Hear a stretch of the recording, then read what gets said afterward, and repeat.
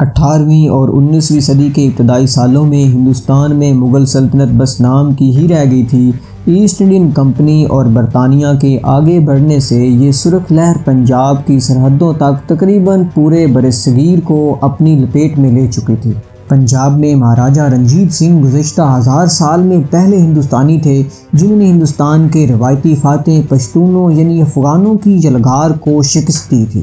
غیر ملکی حملہ آوروں کو شکست دینے اور مقامی علاقوں کو اپنے ساتھ ملاتے ہوئے ان کا راج شمال مغرب میں درہ خیبر سے مشرق میں دریائے ستلج تک اور برصغیر پاک و ہند کی شمالی سرحد سے جنوب کی طرف صحرائے تھر تک پھیلا ہوا تھا اور لاہور اس وقت صدر مقام تھا۔ 27 جون 1839 یعنی 1839 کو رنجیت سنگھ کی وفات ہوئی تو لاہور ریاست کا رقبہ تقریباً 2 لاکھ مربع میل سے کچھ زیادہ تھا۔ سکھوں، مسلمانوں اور ہندوؤں پر مشتمل تنخواہ دار لوگ منظم اور بھاری معاوضے پر رکھے گئے یورپی جرنیلوں کی تربیت یافتہ فوج اس وقت پاس تھی۔ یہ اس وقت کی بات ہے جب انگریز اور مہاراجہ 25 اپریل 1809 یعنی 1809 کے معاہدہ امرتسر پر قائم تھے، جس کے تحت انگریزوں نے ستمبر 1808 یعنی 1808 تک فتح کیے گئے علاقوں پر مہاراجہ کی حاکمیت تسلیم کی تھی۔ لیکن تاریخ دانوں کے مطابق ایسٹ انڈین کمپنی پنجاب پر قبضہ تو چاہتی تھی مگر مناسب وقت کا انتظار کر رہی تھی۔ اس پر ہری رام گپتا لکھتے ہیں کہ 19ویں صدی کی دوسری دہائی میں ہندوستان کی برطانوی حکومت مشرق اور شمال مغرب دونوں طرف توسیع کا منصوبہ بنا رہی تھی۔ شمال مغرب میں برطانوی حکومت کی توسیع کے لیے 1828 یعنی 1828 میں کلکتہ کے بعد شملہ میں دوسرا دارالحکومت قائم کیا گیا۔ اکتوبر 1831 یعنی 1831 میں ہندوستان کے گورنر جنرل لارڈ ولیم بینٹک نے روپڑ میں رنجیت سنگھ سے ملاقات کی اور یہاں پر ایک تاثر دیا کہ ایک دہائی میں رنجیت سنگھ کے بعد سکھوں کی یہ ریاست پکے ہوئے آم کی طرح ایک جھٹکے میں ان کے ہاتھ لگ جائے گی۔ لیکن تاریخ کے استاد کرنل سنگھ اس پر لکھتے ہیں کہ روپڑ میں ہوئے معاہدے کی خلاف ورزی کرتے ہوئے انگریزوں نے 1832 یعنی 1832 میں سندھ کے امیروں کے ساتھ جہاز رانی کی تجارت کا معاہدہ کیا۔ یہ 1843 یعنی 1843 میں اس صوبے پر مستقل حکومت کا محض ایک بہانہ تھا۔ اسی سلسلہ میں لاہور سے تقریباً 40 میل کے فاصلے پر واقع فیروز پورہ گاؤں کا قصبہ انگریزوں نے رنجیت سنگھ کی حاکمیت میں تسلیم کیا تھا، لیکن اس کی بہت زیادہ اہمیت ہونے کی وجہ سے اس جگہ پر انگریزوں نے 1835 یعنی 1835 میں سردارنی لکشمن کور کی موت کے بعد اس پر قبضہ کر لیا اور اسے باقاعدہ ایک چھاؤنی میں تبدیل کر دیا گیا۔ اس پر ڈاکٹر گنڈا سنگھ اپنی کتاب پنجاب میں تاریخ آزادی کی تاریخ میں لکھتے ہیں کہ اس طرح کی سازشوں اور دوگلے پن نے رنجیت سنگھ کے انگریزوں پر اعتماد کو متزلزل کر دیا تھا۔ انہوں نے 2 ٹوک الفاظ میں اپنی نفرت کا اظہار کرتے ہوئے ایک مسیح مبلغ ڈاکٹر جوزف وولف سے کہا، آپ کہتے ہیں کہ آپ مذہب کی خاطر سفر کرتے ہیں، پھر آپ ہندوستان میں ان انگریزوں کو تبلیغ کیوں نہیں کرتے جن کا کوئی مذہب نہیں؟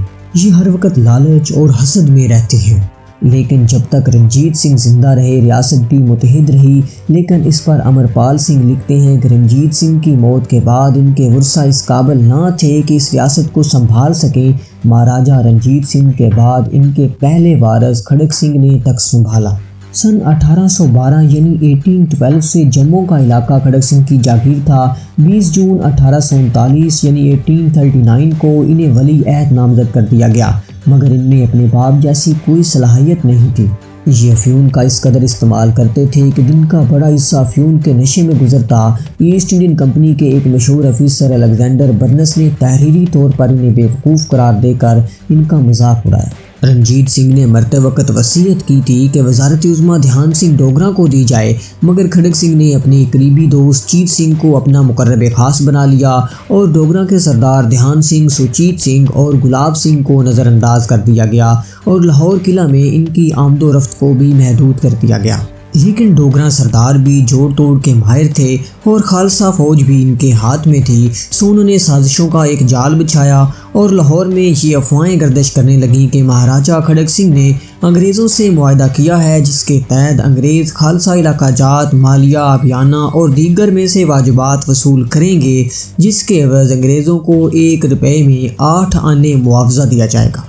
لیکن سکھوں کے لیے یہ ایک اندیشناک بات تھی، کیونکہ سکھ امراء ان ریاستوں کا انجام دیکھ چکے تھے جو انگریزوں سے معاہدوں کے باعث ان کی غلامی میں چلے گئے تھے۔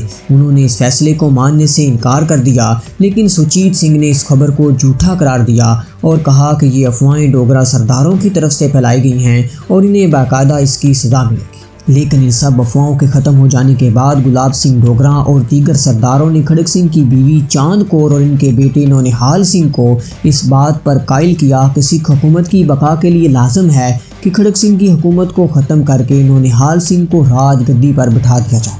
رنجیت سنگھ کی بیوی چاند کور اور نونہال سنگھ نے اس تجاویز کو تو مان لیا، مگر انہوں نے کھڑک سنگھ کو زندہ رکھنے کی شرط بھی عائد کر دی۔ اس کے بعد 5 اکتوبر 1839 یعنی 1839 کی رات دھیان سنگھ اپنے بھائیوں سوچیت سنگھ اور گلاب سنگھ اور اپنے بیٹے ہیرا سنگھ اور لال سنگھ سمیت دیگر رفقا کے ہمراہ شیش محل کے ساتھ کھڑک سنگھ کی خوابگاہ میں داخل ہوئے، لیکن اس پر کھڑک سنگھ نے مزاحمت کی، مگر مہارانی چاند کور اور نونہال سنگھ نے کنیزوں کے ساتھ مل کر انہیں بے بس کر دیا اور انہیں گرفتار کر لیا گیا، جبکہ ان کے مقرب خاص جیت سنگھ اور ان کے اہل و عیال اور دوستوں کے ہمراہ انہیں موت کے گھاٹ اتار دیا گیا۔ اگلے دن نونہال سنگھ کی حکومت کا اعلان کر دیا گیا، لیکن حکومت کے اصل اختیارات وزیر اعظم دھیان سنگھ کے ہاتھ میں تھے۔ نونہال سنگھ صرف ایک کٹ پتلی کی طرح تھے، ان میں سیاسی تدابیر اور صلاحیت کا بہت بڑا فقدان تھا۔ سیر اور شکار کے علاوہ انہیں کسی کام میں دلچسپی نہیں تھی۔ کھڑک سنگھ کو حکومت سے الگ کرنے کے بعد اندرون لاہور کی ایک حویلی میں نظر بند کر دیا گیا۔ وہاں ایک جوالا سنگھ نام کا حکیم مقرر کیا گیا جو دھیان سنگھ کا ایک خاص آدمی تھا۔ اس نے کھڑک سنگھ کو زہر دے دیا، جس کے نتیجے میں وہ پیٹ کی بیماریوں میں مبتلا ہو کر 5 نومبر 1840 یعنی 1840 میں وفات پا گئے۔ کھڑک سنگھ کی وفات کا اعلان لاہور قلعہ میں توپیں چلا کر کیا گیا اور نونہال سنگھ نے اپنے باپ کی لاش کو آگ بھی دی، لیکن اس پر ایک مشہور سکھ مصنف ہربھنس سنگھ نے اپنی کتاب میں تحریر کیا کہ ابھی کھڑک سنگھ کی لاش کو جلے ہوئے تھوڑا سا وقت ہوا تو مہاراجہ نونہال سنگھ نے اپنی امراء کے ہمراہ قلعے کی واپسی کا سفر شروع کیا، کیونکہ وہ آگ کی گرمی کو برداشت نہیں کر پا رہے تھے۔ راستے میں انہوں نے دریائے راوی کے کنارے بنائے گئے تالاب میں غسل کیا اور قلعے کی جانب چل پڑے۔ وہ اپنے دوستوں اور رفقا کے ہمراہ چل رہے تھے کہ روشنائی دروازے کی پرانی اور بسیدہ دیوار ان پر آن گری، جس کے نیچے دب کر نونہال سنگھ اور ادھم سنگھ جو کہ گلاب سنگھ کا بیٹا تھا دونوں زخمی ہو گئے۔ ادھم سنگھ تو موقع پر ہی ہلاک ہو گئے، مگر نونہال سنگھ زندہ تو تھے لیکن نیم بے ہوش تھے۔ وزیر اعظم دھیان سنگھ نے پالکی میں مہاراجہ کو قلعہ منتقل کیا۔ حکیموں نے سر توڑ علاج کیا، مگر اہلِ لاہور نے تیسرے دن ان کی موت کی خبر سنی۔ لیکن ان کی موت پر بہت زیادہ اختلافات پائے جاتے ہیں۔ کیا یہ موت وزیر اعظم دھیان سنگھ کی سازش سے ہوئی یا پھر یہ ایک اتفاقیہ حادثہ تھا؟ اس پر ایک مصنف پریا اٹوال کہتی ہے کہ 9 نومبر 1840 یعنی 1840 کے وسط تک کھڑک سنگھ مبینہ طور پر زہر دیے جانے اور نونہال سنگھ پتھر گرنے کی وجہ سے وفات پا چکے تھے۔ ان واقعات نے ایک ایسی سلطنت کو 2 مزید جھٹکے لگائے جو پہلے ہی اپنا توازن بحال کرنے کی جدوجہد کر رہی تھی۔ کیونکہ نونہال سنگھ کی اولاد نہیں تھی، اس لیے ان کی بیوی نے حکومت کی باغ دوڑ تو سنبھالی، لیکن اس دور میں سندھیا والا کے سرداروں اجیت سنگھ اوتار سنگھ کو عروج حاصل ہوا۔ ان کی ترقی سے دھیان سنگھ ڈوگرا کو اپنی وزارت عظمیٰ خطرے میں دکھائی دی، اس لیے انہوں نے مہاراجہ رنجیت سنگھ کے بیٹے شیر سنگھ کو حکومت بنانے کی دعوت دی۔ 13 جنوری 1840 یعنی 1840 کو شیر سنگھ نے اپنی فوج اور 45 توپوں کے ہمراہ قلعہ لاہور کا محاصرہ کیا، لیکن چاند کور کی حمایت سندھیا والا کے سردار دھیان سنگھ کے بھائی گلاب سنگھ کر رہے تھے، لیکن چاند کور کے 5000 فوجی شیر سنگھ سے جا ملے۔ جنگ تقریباً 4 دن جاری رہی۔ لاتعداد سپاہی اور معصوم نہتے شہری قتل و غارت کا نشانہ بنے، لیکن 17 جنوری 1840 یعنی 1840 کو وزیر اعظم دھیان سنگھ منظر عام پر آئے، جنگ بندی کا حکم نامہ جاری کیا اور فراقین میں ایک معاہدہ طے پایا۔ اس معاہدہ کے تحت مہارانی چاند کور کو شیر سنگھ کے حق میں حکومتی امور سے بے دخل کیا گیا۔ اس قتل و غارت سے نہ تو شیر سنگھ کو کچھ ملا نہ ہی مہارانی چاند کور کو، کیونکہ قیمتی سامان ڈوگرا سردار لے جا چکے تھے۔ شیر سنگھ کو ملا تو کیا ملا، جلا کٹا اور اجڑا ہوا لاہور ملا۔ مہارانی چاند کور کو ان کی نوکرانیوں نے پتھر مار کر ہلاک کر دیا اور انہیں گرفتار کر لیا گیا۔ گرفتار نوکرانیوں نے سر دربار یہ کہا کہ مہارانی کا قتل شیر سنگھ کے حکم پر کیا گیا، مگر دھیان سنگھ نے ان کی ایک نہ سنی اور نوکرانیوں کے ناک اور ہاتھ کٹوا کر انہیں دریائے راوی میں پھینک دیا گیا۔ ایک روز سندھیا والا سردار شیر سنگھ کے پاس گئے اور ان سے وعدہ لیا کہ ان کی معلومات کو راز رکھا جائے۔